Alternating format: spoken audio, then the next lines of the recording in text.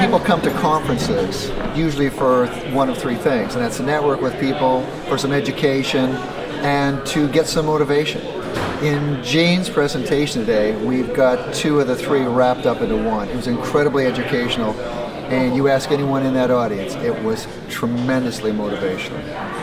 Listening to Jane speak really reminded me that the conversations have to happen regardless of how awful they might seem, talking about your spouse dying prematurely or your kids dying prematurely. It was a motivational, touching story that she had to offer, and it's amazing that she can share that story with so many people. I do feel like I need to go get more life insurance for my husband and I.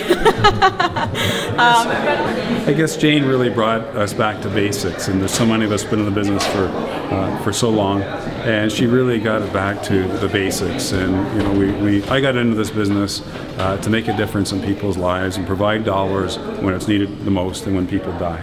And Jane reiterated the message, the importance of doing the work and being very, very thorough and very committed and building relationships with people. So in order, when the time comes, things are in place and you can handle things appropriately. So her message was absolutely wonderful.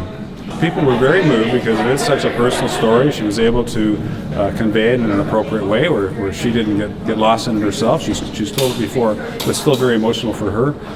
But people were very, very moved because we were right with her as she was talking about the challenges that she had when her husband died.